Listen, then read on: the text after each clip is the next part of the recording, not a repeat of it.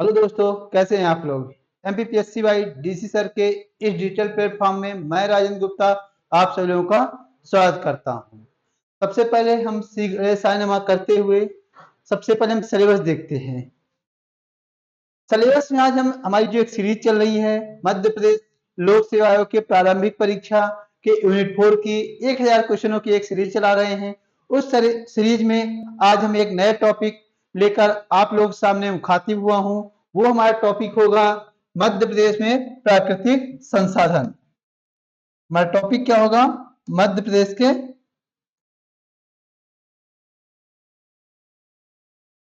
मध्य प्रदेश का प्राकृतिक संसाधन। जो आज का मैं इस टॉपिक में जो हमारा मेन टॉपिक आज है मध्य प्रदेश की मिट्टियां। अभी आप देखेंगे हाल ही के वर्षों के जो एग्जाम हुए हैं उनमें मिट्टियों से भी संबंधित क्वेश्चन पूछे जा रहे हैं। तो जरूरी यह है कि मध्य प्रदेश लोक सेवा आयोग के द्वारा जो भी हमें सिलेबस दिया गया है उस सिलेबस में लिखे हुए हर एक पॉइंट को हमें पढ़ना चाहिए। पर आप लोग पढ़िए, देन उसके बाद जो ऑब्जेक्टिव लगाया जा रहा है, एमसीक्यू चल रहे हैं, उन एमसीक्यू को आप लोग सॉल्व करिए। ये आप लोगों के लिए काफी लाभदायक होगा। चलिए देखते हैं, अब बिना देर के हुए हम अपने क्वेश्चन में आते हैं और देखते हैं।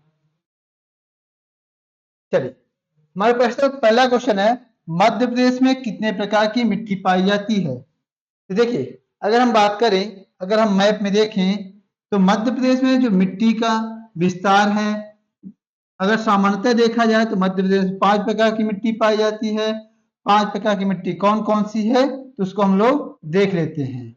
अगर इस भाग में देखा जाए तो यहाँ जलोढ़ मिट्टी पाई जाती है। कौन सी पाई जाती है? जलोढ़ मिट्टी पाई जाती है।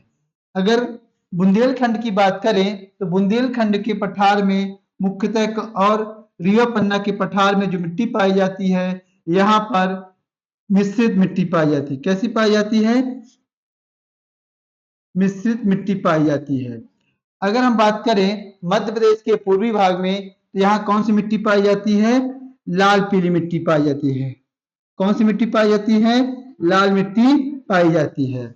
आपका जो बालाघाट का एरिया है,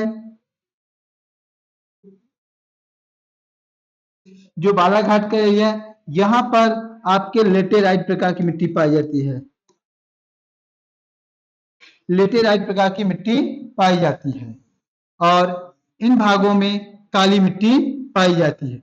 काली मिट्टी में भी 3 प्रकार होते हैं, साधारण काली मिट्टी, गहरी काली मिट्टी और छिछली काली मिट्टी। तो हम क्या देख रहे हैं कि मध्य प्रदेश में 5 प्रकार की मिट्टी पाई जाती है। हमारा आंसर क्या हो जाएगा? सी, 5 प्रकार की मिट्टी हो जाएगी। नेक्स्ट देखते हैं, मध्य प्रदेश में सर्वाधिक कौन सी मिट्टी पाई जाती है।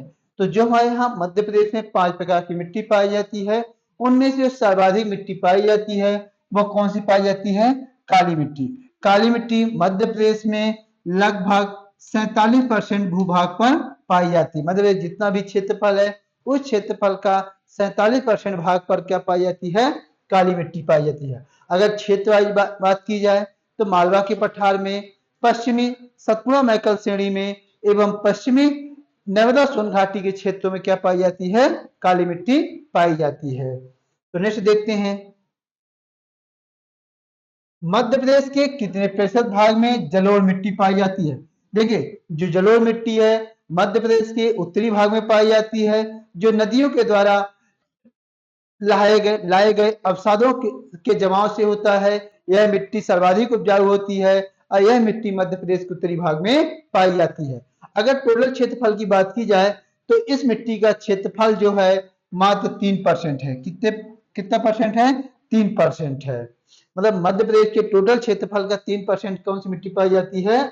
जलोढ़ मिट्टी पाई जाती है। यह सर्वाधिक उपजाऊ मिट्टी होती है। नेक्स्ट देखते हैं, लाल पीली मिट्टी किस फसलों के लिए आदर्श है। देखिए, लाल पीली मिट्टी जो है मध्य प्रदेश में पूर्वी भागों में पाया जाता है, अर्थात बघेलखंड के पठार में पाया जाता है। और बघेलखंड के पठार में धान का या चावल का सर्वाधिक मात्रा में उत्पादन किया जाता है। तो लाल पीली मिट्टी जो होती है तो किस फसल की उपजाऊ की लाभदायक होती है? धान के लिए लाभदायक होती है। नेक्स्ट हम बात करें, जलोढ़ मिट्टी का पीएच मान कितना होता है। देखिए जलोढ़ मिट्टी का जो पीएच मान होता है वो 6 से लेकर 8 पीएच मान तक होता है। देखिए पीएच मान क्या होता है, जिसके आधार पर हम उसके अम्लता एवं क्षारीयता की निर्धारण करते हैं। तो 0 से लेकर 7 तक अगर जिसका पीएच मान 7 से कम होता है अर्थात तो क्या होगा, अम्लीय होगा, और 7 से अधिक होने पर क्या हो जाएगा, क्षारीय हो जाएगा। तो अगर हम बात करें कि जलोढ़ मिट्टी जो होती है वो 6 से 8 पीएच मान होती है, अर्थात ये क्या होती है, उदासीन होती है। आंसर क्या हो जाएगा इनमें उपरोक्त में से कोई नहीं। नेक्स्ट देखते हैं, लाल पीले मिट्टी का लाल रंग किसके कारण होता है। देखिए लाल पीली मिट्टी में जो लाल रंग होता है वह लोहे के ऑक्सीकरण के कारण होता है। जब लोहे में जंग लगता है, ऑक्सीजन के साथ वो क्रिया करता है तो उसका ऑक्सीकरण होता है, जिसके कारण मिट्टी क्या हो जाती है, लाल हो जाती है। इसका आंसर क्या हो जाएगा हमारा, ऑप्शन ए हो जाएगा। नेक्स्ट, काली मिट्टी के क्षेत्र में सर्वाधिक क्षेत्र में मिट्टी का है।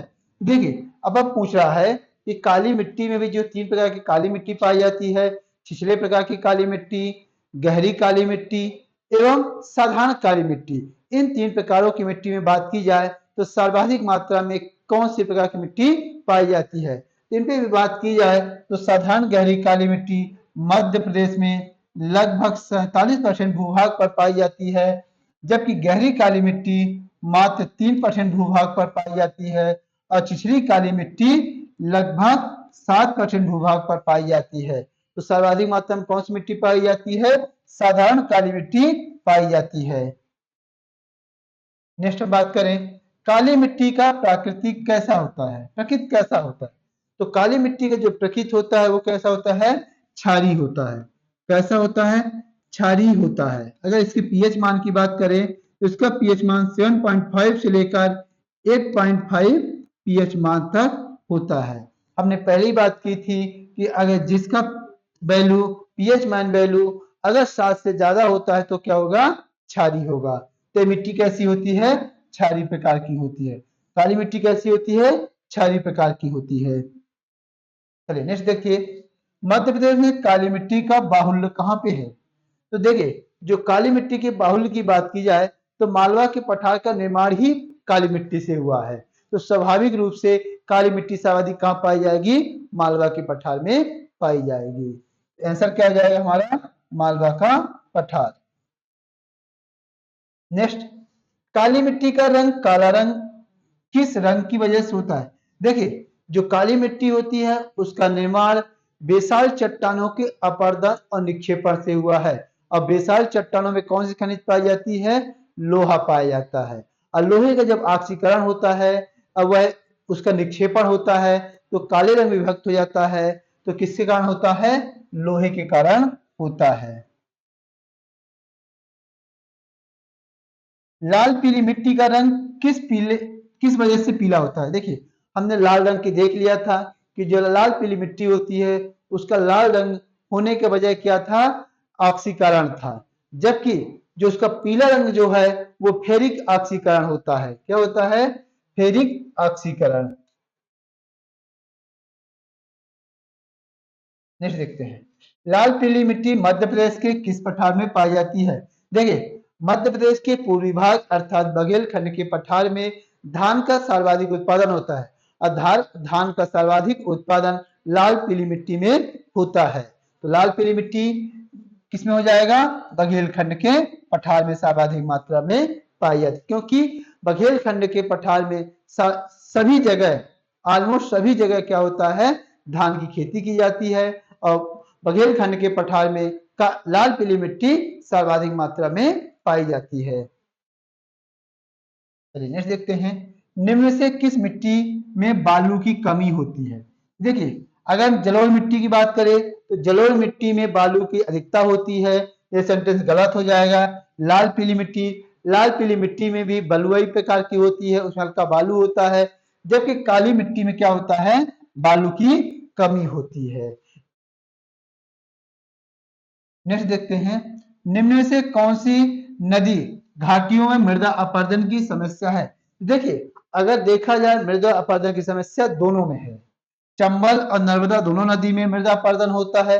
लेकिन जब क्वेश्चन पूछते सर्वाधिक किस में होता है, तो सर्वाधिक जो समस्या किस में है, चंबल नदी घाटी में है। इसमें आंसर क्या हो जाएगा, दोनों। जब कभी क्वेश्चन सीधा पूछे कि निम्न से कौन सी मृदा घाटी मृदा अपरदन की समस्या है, तो दोनों नदियों में मृदा अपरदन की समस्या है, ठीक ना। निम्न से कौन सी जिला निम्न से कौन से जिले मृदा अपरदन से ग्रसित है। अगर चंबल की बात की जाए, जहां बड़े बड़े विहर बने हुए हैं, गली अपरदन है, तो वह कौन सी नदी है, चंबल नदी के द्वारा। कौन से जिले वहां पर, भिंड, मुरैना, शिवपुर। कौन कौन से, भिंड, मुरैना, शिवपुर। अर्थात उपयुक्त सभी जगहों पर मृदा अपरदन से ग्रसित हैं। नेक्स्ट हम बात करें, निम्न से कौन सी मिट्टी ज्यादा उपजाऊ है। देखिए, उपजाऊ की बात की जाए तो जलोढ़ मिट्टी सर्वाधिक मात्रा में उपजाऊ होती है। क्यों होती है, क्योंकि यहाँ प्रत्येक वर्ष नदियों के द्वारा लाए गए अवसाद होते हैं, जिसमें हुमस की मात्रा अधिकतम होती है और इसमें उपजाऊपन बढ़ जाता है। इसलिए जो सर्वाधिक मात्रा में उपजाऊ मिट्टी है, कौन सी है, जलोढ़ मिट्टी है। चलिए, निम्न में से किस मिट्टी की प्रकृति उदासीन होती है। तो किस मिट्टी की जो प्रकृति उदासीन होती है, जलोढ़ मिट्टी। कौन सी मिट्टी की, जलोढ़। देखिए, कछारी और दोमट मिट्टी भी जलोढ़ मिट्टी का ही एक प्रकार है, ठीक है ना। आंसर हमारा क्या हो जाएगा, जलोढ़ मिट्टी। मध्य प्रदेश में 47.6% भाग पर कौन सी मिट्टी पाई जाती है। अभी हम आप लोगों को बताया था कि लगभग 47% पर कौन सी मिट्टी पाई जाती है, तो वह काली मिट्टी मध्य प्रदेश में पाई जाती है। नेक्स्ट है, मालवा पठार में कौन सी मिट्टी पाई जाती है। सीधा सा क्वेश्चन है, काली मिट्टी। चलिए, लाल पीली मिट्टी कहाँ, लाल पीली मृदा कहाँ कहाँ पाई जाती है। अगर लाल पीली मृदा की बात की जाए तो यह बघेलखंड के पठार में पाई जाती है। और बघेलखंड के पठार में कौन से जिले आते हैं आपके, मंडला, बालाघाट, शहडोल और सीधी, ये जिले आपके आते हैं। नेक्स्ट हम बात करें, सर्वाधिक मृदा अपरदन करने वाली नदी का। अब देखिए, यहाँ क्वेश्चन पूछ रहा सर्वाधिक।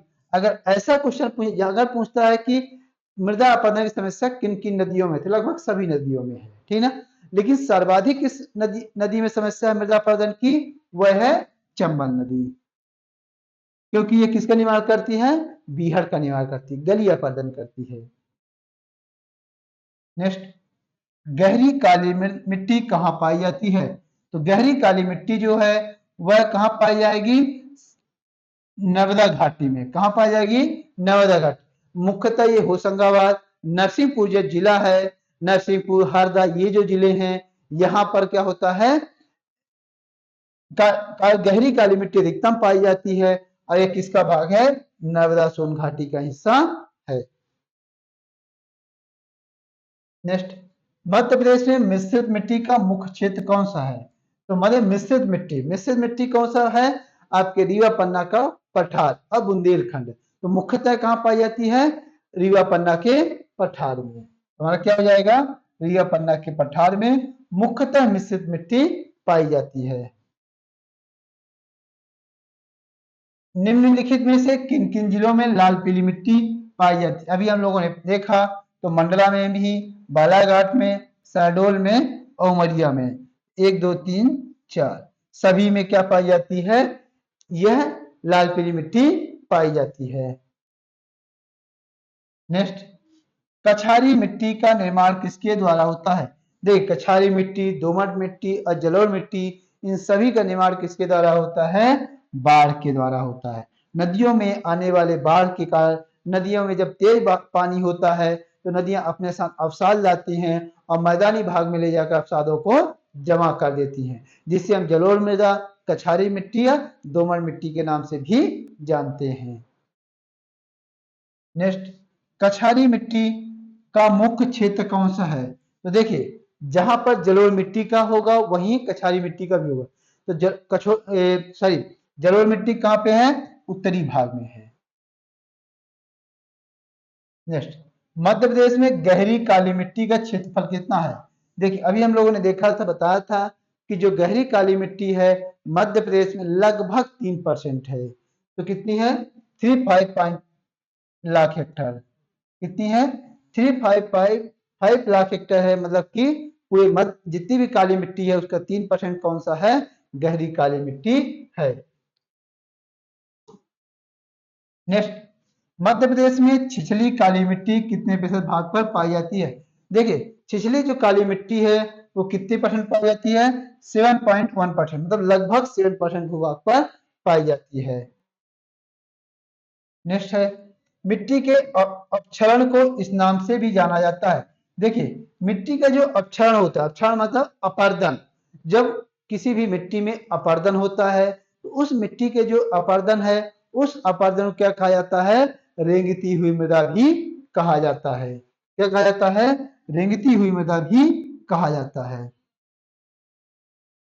कछारी मिट्टी निम्न में से किस जिले में पाई जाती है? जो कछारी मिट्टी है मध्य प्रदेश में कहाँ पाई जाती है? ग्वालियर जिले में पाई जाती है। नेक्स्ट, जलोढ़ मिट्टी का उर्वरता कैसे होती है? कैसे होती है? अधिक होती है, क्योंकि सर्वाधिक उपजाऊ किसमें पाई जाती है? जलोढ़ मिट्टी में सर्वाधिक उपजाऊपन पाया जाता है, क्योंकि यहाँ हर वर्ष नई मिट्टी आके जमा होती है और सादा के जमा होते हैं। जलोढ़ मिट्टी किस प्रकार की फसलों को उपयुक्त है? तो किसके लिए है? गन्ना के लिए है। गेहूं और कपास के लिए काली मिट्टी उपजाऊ होती है, जबकि जलोढ़ मृदा के लिए कौन सी फसल उपजाऊ है, लाभदायक है? गन्ना लाभदायक है। काली मिट्टी किस फसलों के लिए सर्वाधिक उपयुक्त है? तो काली मिट्टी की बात की जाए तो कपास के लिए सर्वाधिक उपयुक्त है। मिश्रित मिट्टी किस फसल के लिए उपयुक्त है?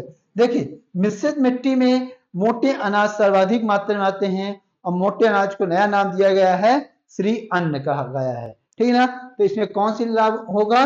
ज्वार के लिए सर्वाधिक उपयुक्त होती है।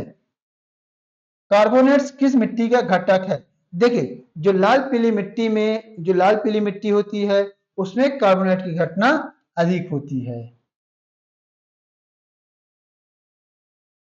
बेसाल चट्टानों से कौन सी मिट्टी का निर्माण होता है? तो बेसाल चट्टानों से कौन सी मिट्टी का निर्माण होता है? काली मिट्टी का निर्माण होता है। नेक्स्ट, रेगुर किस मिट्टी का कहा जाता है? देखिए जो काली मिट्टी होती है तो काली मिट्टी का नया नाम, एक और नाम रखा गया है रेगुर मिट्टी। कौन सी है? काली मिट्टी। लावा से बनी मिट्टी किस प्रकार की होती है? तो कैसी होती है? काली प्रकार की मिट्टी होती है। नेक्स्ट, किस प्रकार की मिट्टी क्षारीय व कम अम्लीय होती है? क्या होता है? मिट्टी क्षारीय व कम अम्लीय होती है, मतलब कि जिसका पीएच मान 7 हो, तो उसका क्या होगा? उदासीन होती है। क्षारीय व कम अम्लीय होती है तो क्या हो जाएगा? पीएच मान 7 जिसका होता है वो लगभग दोनों समान होती हैं। नेक्स्ट, लाल पीली मिट्टी मध्य प्रदेश में कितने प्रतिशत पर पाई जाती है? तो कितने परसेंट पर पाई जाती है? जो लाल पीली मिट्टी है वह मध्य प्रदेश में 37% भूभाग पर पाई जाती है। कितने परसेंट पर पाई जाती है? 37% पर पाई। देखिए मिट्टी में एक प्रकार की अलग समस्या होती है, मिट्टी या तो अम्लीय हो जाती है तो क्षारीय हो जाती है। कैसी हो जाती है? या तो अम्लीय हो जाती है या तो क्षारीय हो जाती है, जो कि एक समस्या है। इस समस्या को दूर करने के लिए जब किसी भी मिट्टी में अम्लीयता बढ़ जाती है, मतलब जिसका पीएच मान 7 से कम हो जाता है, उस मिट्टी को, जो ये समस्या है उसको दूर करने के लिए इसमें क्या मिलाया जाता है? चूना पत्थर मिलाया जाता है। क्या मिलाया जाता है? चूना पत्थर मिलाया जाता है। और यदि किसी मिट्टी में क्षारीयता की मात्रा बढ़ जाती है, मतलब जिसका पीएच मान 7 से अधिक हो जाता है, तो ऐसी समस्या को दूर करने के लिए उसमें क्या मिलाया जाता है? जिप्सम मिलाया जाता है। जिप्सम मिलाया जाता है।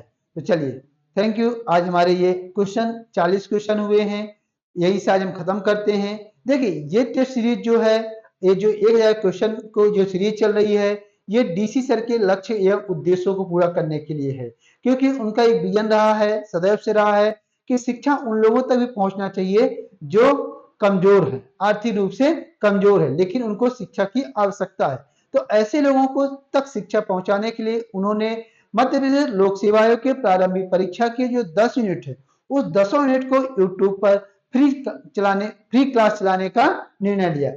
यही उद्देश्य को पूरा करने के लिए हम जो लोक सेवा आयोग की यूनिट 4 है उसको कंप्लीट कर रहे हैं।